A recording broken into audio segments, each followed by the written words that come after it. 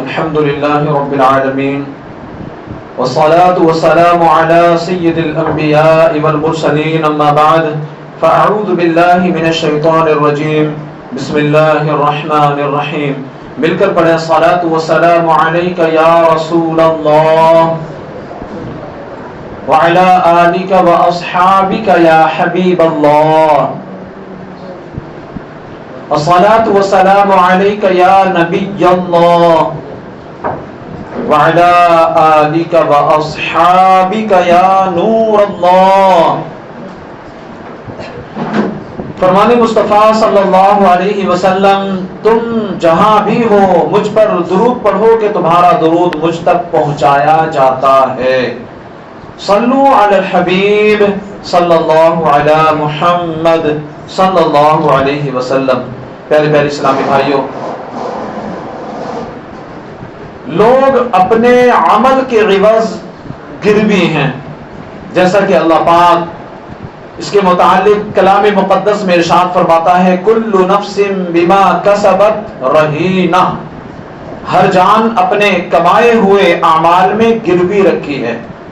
عموماً جب کسی شخص سے قرض لینا ہو تو قرض دینے والا ضمانت مانگتا ہے، تم اپنا کوئی ضمانتی دے دو میں تمہیں قرض دے دوں گا. اس صورت میں اگر قرض مانگنے والے کے پاس کوئی ضمانتی موجود نہ ہو تو وہ اپنی کوئی قیمتی چیز مثلا زمین کے کاغذات، سونے چاندی کے زیور بطور ضمانت اسے دے کر قرضہ حاصل کر لیتا ہے، اور یہ معاہدہ ہوتا ہے کہ میں قرض واپس لوٹا کر اپنی چیز تم سے واپس لے لوں گا. یہ جو چیز بطور ضمانت قرض دینے والے کے پاس رکھی جاتی ہے اسے عربی میں رہن یعنی گروی رکھی ہوئی چیز کہتے ہیں.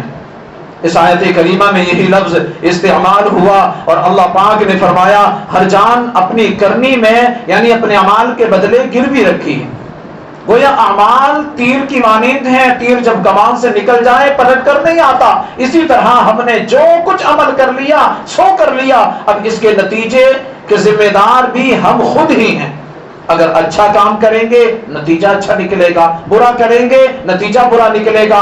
ہم صرف عمل کا اختیار رکھتے ہیں، نتائج یعنی اس عمل کی سزا جزا ان سب کا مالک تو پروردگار ہے، اللہ کریم ہے. ہر شخص اپنے اعمال کے بدلے گروی رکھا ہوا ہے، جو وہ کرے گا اس کے مطابق نتیجہ بھی پائے گا، بدلہ بھی پائے گا. بڑی خوبصورت حدیث پاک ہے، ہمیں یہ ہمیشہ یاد رکھنی چاہیے. حضور جائنے کائنات فخر موجودات صلی اللہ علیہ وسلم نے ارشاد فرمایا البر لا یبلا، نیکی کبھی پرانی نہیں ہوتی، والذنب لا ینسا، گناہ کبھی بھلایا نہیں جاتا، والدیان لا یموت، اور بدلہ دینے والی ذات یعنی اللہ پاک کو کبھی موت نہیں آئے گی. اور فرمایا اعمل ما شئت، جو چاہو کرو، کما تدین تدان، جیسا کرو گے ویسا بھرو گے، جیسا کرو گے ویسا بھرو گے. گندم سے گندم، جو سے جو، از مکافات عمل غافل شو مشو. گندم بیج کر گندم ہی کاٹو گے. اگر گندم تم نے زمین میں بویا ہے تو گندم ہی کاٹنا ہے، جو بیج کر جو ہی کاٹو گے، یعنی جو اگر تم نے بویا ہے تو جو ہی تم نے کاٹنا ہے. دنیا میں مکافات عمل ہے، یعنی یہاں جیسی کرنی ویسی بھرنی والا قانون جاری ہے، اس سے غفلت مت کرو. بونے والے جو بوئے وہ کاٹے، یہ ہوا تو مر مٹا یا رب. آہ جو بو چکا ہوں وقت ورد، ہوگا حسرت کا سامنا یا رب. مجھے دونوں جہاں کے غم سے بچا، شاد رکھ شاد دائما یا رب. امام ذہبی رحمت اللہ علیہ لکھتے ہیں، بڑی پیاری بات ہے، توجہ فرمائیں گے سمجھ میں آئے گی. کسی بزرگ نے ایک شخص کو دیکھا جس کا بازو کاندھے سے کٹا ہوا تھا. توجہ ہے نا آپ کی؟ ایک بزرگ ہیں، انہوں نے دیکھا کہ جس کا بازو کاندھے سے کٹا ہوا تھا وہ آواز لگا رہا تھا جس نے مجھے دیکھا وہ ہرگز کسی پر ظلم نہ کرے، وہ ہرگز کسی پر ظلم نہ کرے. میں نے اس سے ماجرا پوچھا، کہنے لگا میرا معاملہ بڑا عجیب و غریب ہے، میں بدماشوں کا ساتھی تھا، ایک دن میں نے ایک مچھیرے سے مچھلی چھین لی اور گھر کی طرف چل دیا، راستے میں مچھلی نے میرا انگوٹھا چبا ڈالا، جیسے تیسے میں گھر پہنچا، مچھلی کو ایک طرف ڈال دیا، انگوٹھے کے درد اور تکلیف کی وجہ سے میں ساری رات سو نہ سکا، اتنی تکلیف ہوئی، اتنا درد ہوا، اتنی شدت کا درد کہ نیند ہی نہیں آئی، اس تکلیف نے رات بھر مجھے سونے نہیں دیا۔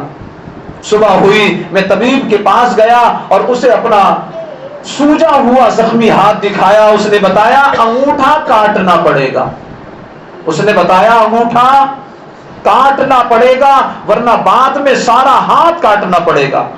اللہ اکبر۔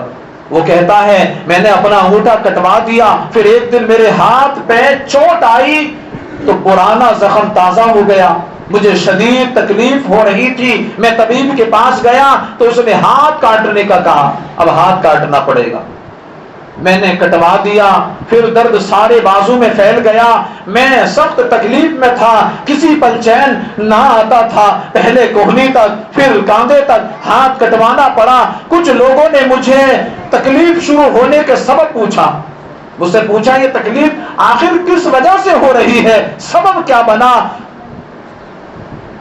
تو میں نے ان سے کہا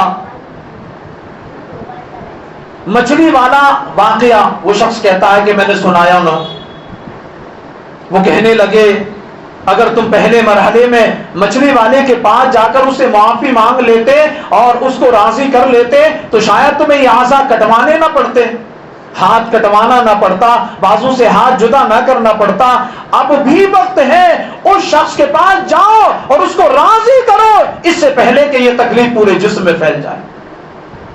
میں بڑی مشکل سے اس مچھلی والے کو ڈھونڈنے کے لیے نکلا اور پھر اس کو میں نے ڈھونڈ نکالا، معافی مانگنے کے لیے اس کے پاؤں میں گر گیا، اس نے پریشان ہو کر پوچھا تم کون ہو، کہاں سے آئے ہو، جانتا نہیں میں تمہیں۔ اللہ اکبر۔ میں نے کہا میں وہی شخص ہوں جو تم سے مچھلی چھین کر لے گیا تھا، پھر میں نے اسے ساری تفصیل بتا کر کٹا ہوا ہاتھ دکھایا تو وہ بھی رو دیا، میری تکلیف کو سن کر اس کی بھی آنکھوں سے بے ساختہ آنسو نکل پڑے اور آہیں اور سسکیاں بھر کر وہ بھی رونے لگا، کہنے لگا میرے بھائی میں نے تمہیں معاف کر دیا، میں نے اسے گواہ بنا کر آئندہ کے لیے کسی پر ظلم سے توبہ کر لی کہ کسی پر آج کے بعد ظلم نہیں کروں گا۔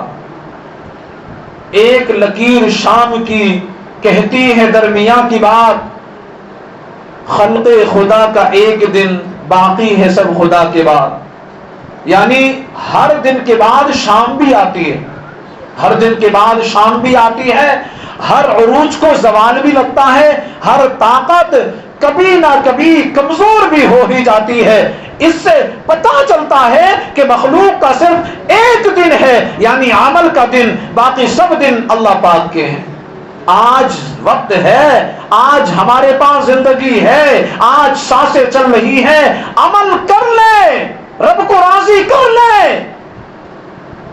جب مخلوق نے عمل کر لیا اب اس کے بعد اختیار اللہ پاک کا ہے، اختیار اس کے بعد اللہ پاک کا ہے، وہ چاہے تو سزا دے اور چاہے تو معاف فرما دے، وہ چاہے تو سزا دے اور چاہے تو معاف فرما دے۔ اور مسلمانوں معلوم ہوا گناہ اپنی جانوں پر ظلم ہے، جو گناہ کرتا ہے برائیاں کرتا ہے وہ خود اپنی ہی جان پر ظلم کر رہا ہوتا ہے۔ آدمی اگر گناہ کرتا ہے تو اب دو ہی صورتیں ہیں، یا تو وہ توبہ کرے گا اور اس گناہ سے باز آ جائے گا ورنہ اس گناہ کی سزا بھگتے گا۔ اللہ پاک نے عبرت کے لیے قرآن کریم میں قوم نوح، قوم عاد، قوم ثمود، فرعون، حامان، قارون وغیرہ کا ذکر فرمایا ہے کہ ان لوگوں کو کیسی سزائیں دی گئیں، کیسی عذابات میں مبتلا کیا گیا۔ اللہ فرماتا ہے تو ان میں ہر ایک کو ہم نے ان کے گناہ کی وجہ سے ہی پکڑا، تو ان میں کسی پر ہم نے پتھراؤ بھیجا اور ان میں کسی کو خوفناک آواز نے پکڑ لیا اور ان میں کسی کو زمین میں دھسا دیا گیا اور ان میں کسی کو دبو دیا گیا۔ اللہ کی شان نہ تھی کہ ان پر ظلم کرے، ہاں وہ خود ہی اپنی جانوں پر ظلم کرتے تھے. یعنی قوم عاد پر سخت آندھی کا عذاب آیا جس نے انہیں کھائے ہوئے بھوسے کی طرح ملیا میٹ کر کے رکھ دیا. اس کا سبب ان کے گناہ تھے. قوم سمود پر شدید زلزلے کا عذاب آیا جس نے انہیں ہمیشہ کے لیے فنا کے گھاٹ اتار دیا. اس کا سبب بھی ان کے گناہ تھے. نمرود پر مچھروں کا عذاب بھیجا گیا. اس کا سبب بھی اس کے گناہ ہی تھے. فرعون کو دریا میں غرق کر دیا گیا. اس کا سبب بھی ان کے گناہ ہی تھے.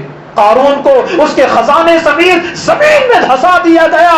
اس کا سبب بھی گناہ ہی تھے. غرض یہ گناہ ہی ہے جو انسان کو تباہی کے راستے پر لے جاتے ہیں, اس کو تباہ و برباد کر کے رکھ دیتے ہیں. گناہ اپنے ہی جانوں پر ظلم ہے. اس لیے ہمیں چاہیے کہ نافرمانیوں اور گناہوں سے دور ہی رہا کریں. اللہ پاک ہم سب کو تمام گناہوں سے بچنے کی توفیق عطا فرمائے اور ہم سب کو پیارے آقا صلی اللہ علیہ وسلم کی سنتوں کا عامل بنائے. صلو علی الحبیب صلی اللہ تعالی علی محمد صلی اللہ علیہ وآلہ وسلم.